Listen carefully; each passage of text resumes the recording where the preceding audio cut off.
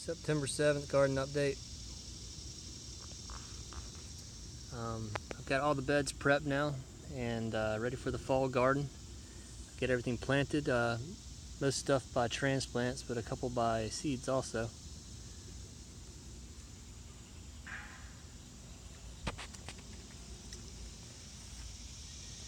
The front yard, I've got mustard greens, some Asian cabbage called gourmet cabbage, a kohlrabi. First year I'm doing this, so it's going to be interesting to see how well that works. The rowdy winter and some Swiss chard, ruby red. And I've got another pepper plant in the front that I've left to mature also. Back here I've got Georgia collards, emerald crown broccoli, and collards came in a 4-pack. Georgia collards and the broccoli in the back. And I planted some seed. Well, what was it? The spinach. What variety was this? Some variety that I'm not going to try to pronounce. But 3 little areas for spinach seeds. I've let my cherry tomato that started halfway through the season mature here. Since I've got it all trimmed up now, the sun can come through. The pole beans ended up doing great. It's the first year I've been really happy with the pole beans.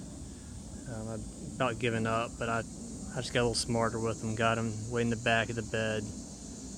Gave them their own corner, which that's like the back north wall. So they had plenty of sun. It won't block out the other ones. I took a couple of the walking onions and transplanted in here. I'm gonna let them start walking around and growing with other stuff. And this pepper plant, such a beautiful little pepper plant. It did well.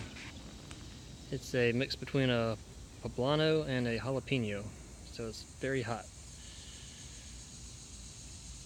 I had my Del Toros back here, and they grew well and gave me a bunch, and they started getting end rot on them, so I'm thinking they were missing a nutrient, maybe some magnesium or calcium. In the past I've put lime on them throughout the year, and that seemed to help a lot.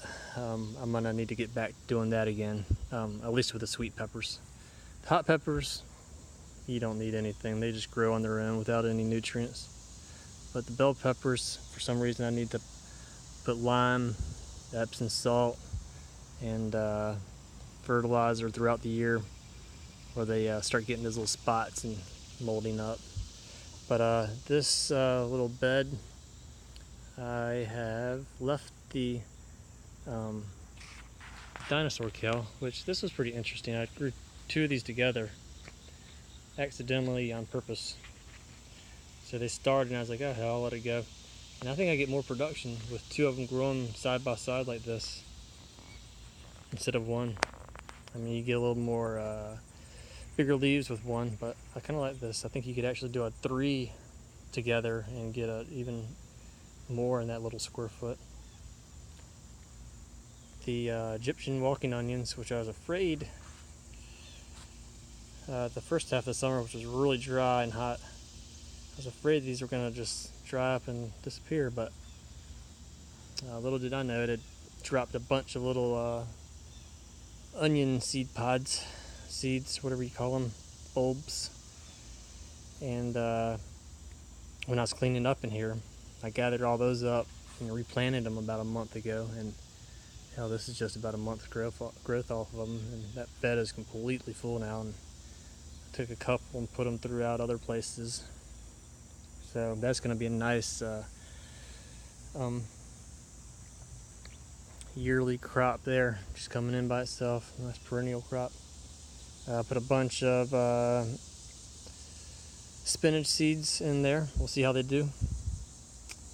And this is all spinach seeds. This is where I had my beets. And I ended up getting about 4 gallons of beets, which on this bed I ended up just getting beets and planting them everywhere, and just put seeds everywhere and let them grow, and thin them out once, just like really loose, a really half-ass pruning. But yeah, I didn't try to prune them anymore after that, so they're growing pretty tight in there, and it worked well. So I think I can do a tight sow and maximize my outputs instead of trying to get them perfectly separated.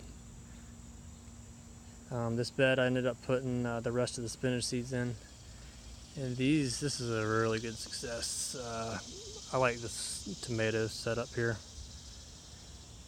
I'm still getting the soil down, but they're doing well for just a second year bed.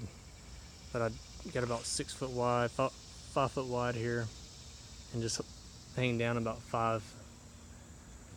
4 to 5 trellises, wires that I attach individual lines up, and they're doing great. I cleaned them up, got all the blight off, and got some sunlight in for this pepper plant to hopefully give me a couple peppers by the end of the year. It was getting shaded out, but you can see it's got some gnarly clusters up there. But that's about it. Yeah, I got all that stuff planted in the front yard that I mentioned earlier. So between the front yard and the backyard, this is going to be a good fall crop, I think. I'm finally starting to get comfortable with my fall crops, which I have found grow really well here. And I'm just sticking with those instead of getting fancy. The kohlrabi's a little fancy, but I think it'll do great because it's in the same family as broccoli and the collards. But yeah, that's about it. Peace out.